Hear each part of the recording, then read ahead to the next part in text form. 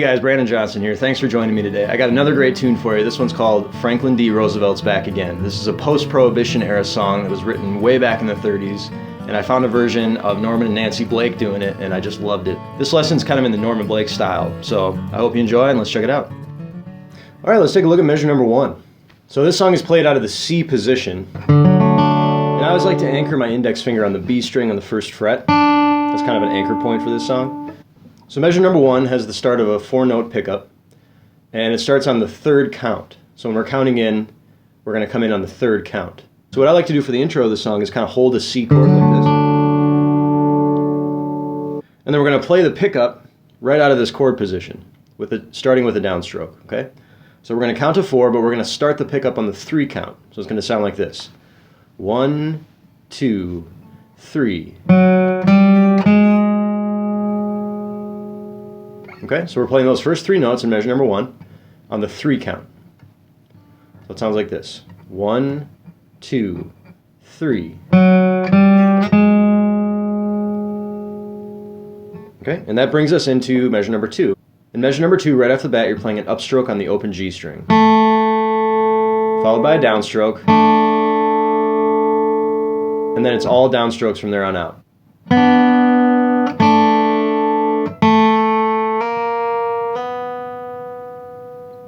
Okay, measure number 2. 1, 2, 3, 4.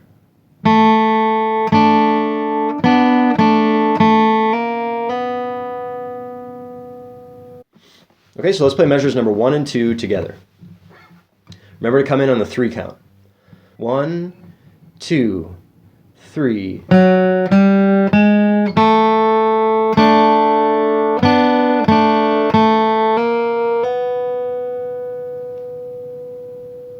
Okay, so right at the end there you have a double hammer-on.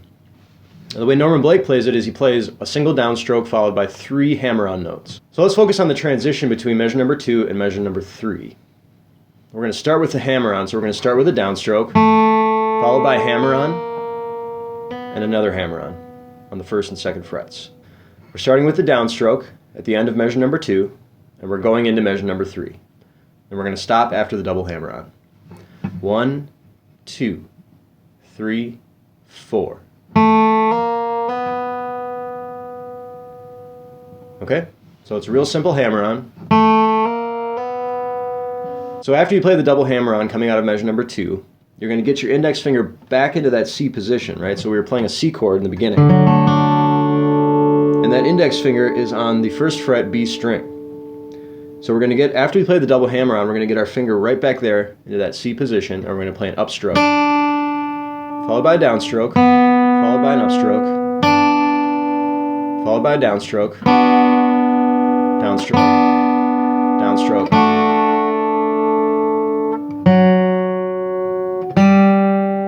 And that's the beginning of another pickup going into measure number 4. Let's play measure number 3, and we're going to start with the 1st note, which is the last note of the double hammer-on coming out of measure number 2. And I'm just going to pick it so you can hear what it sounds like. Normally it would be a hammer-on, but since we're just looking at measure number 3, I'm going to pick it so that you can hear what it sounds like. 1, 2, 3, 4.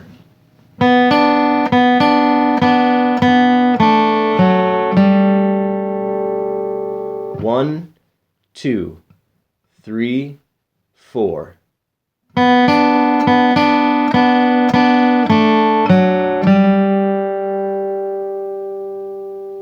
Okay, and you'll see right at the end there, measure number 3 is another pickup going into measure number 4, where it starts with so downstroke, upstroke, and then going into measure number 4, it's going to be another downstroke. So there's a lot of downstrokes in this song, and this is a hallmark of Norman Blake, is playing a lot of downstrokes. Let's take a look at measures number 2 and 3 together. 1, 2, 3, 4.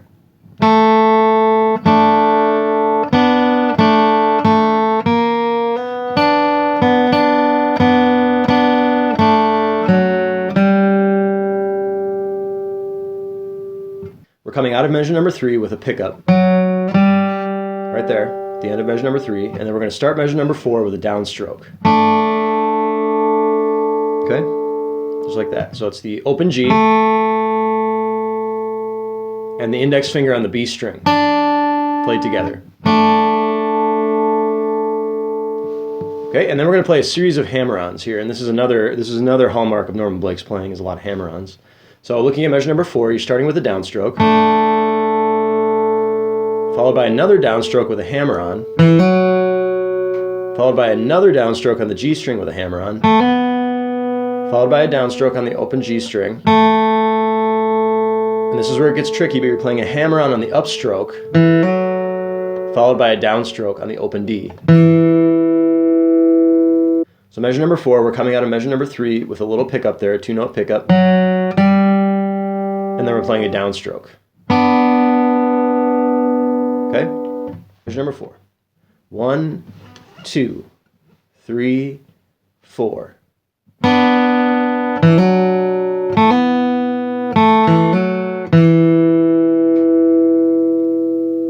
Okay?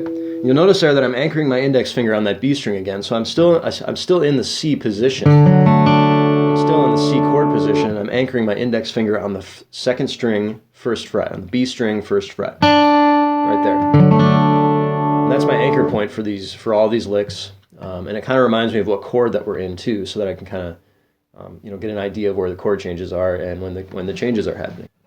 1, 2, 3, 4.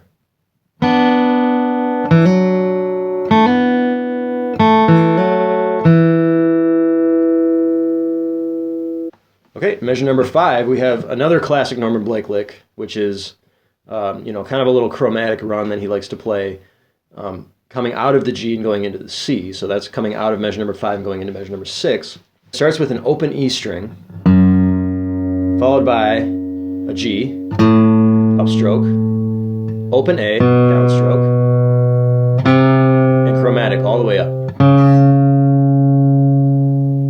Okay?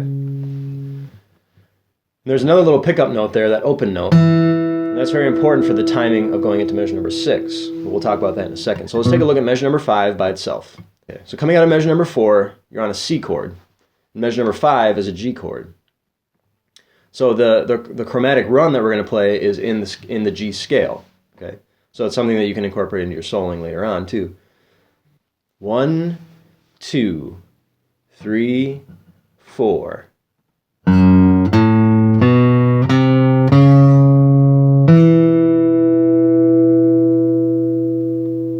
And that open D at the end there is very, very important. I kind of use it as a timing mechanism. So because the two parts of the song are very, very similar, they only differ in the way that they're picked and the way that they're syncopated. So when I'm playing this open D note, the timing of where that note lands is kind of a clue as to the syncopation in the next part, which is where the form starts over again on the C chord. Okay, let's take a look at measures number 4 and 5 together. So you're starting on a downstroke, and you're coming in on the 4th count. 1, 2, 3, 4.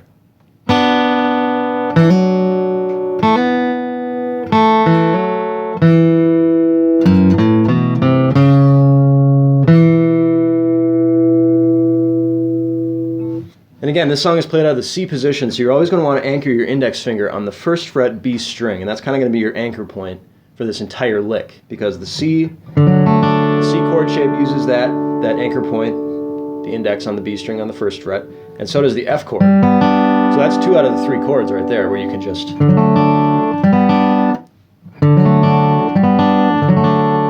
And this is kind of the way that Norman Blake likes to play an F, right here. So really you're just kind of transitioning between this chord and this chord. So when you're playing the melody, you can kind of think of it that way. And if you're keeping that index finger on that anchor point on the B string on the 1st fret, basically it gives you access to all the notes in the C scale and all the notes in the F scale by simply moving your middle and your ring finger down one string. Okay, so you can kind of use that as a reference point. So let's play all of part A together. That's measures 1 through 5. And remember to start on the 3 count when we first count in on measure number 1. 1, 2, 3.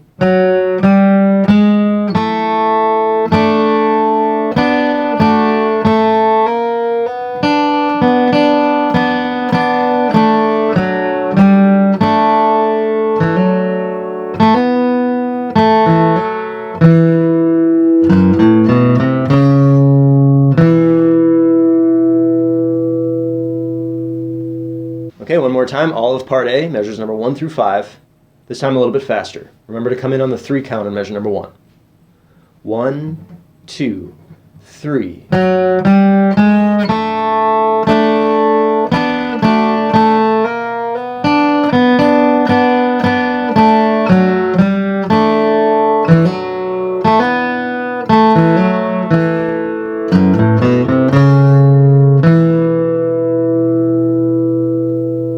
Okay, and that's going to lead us into measure number 6.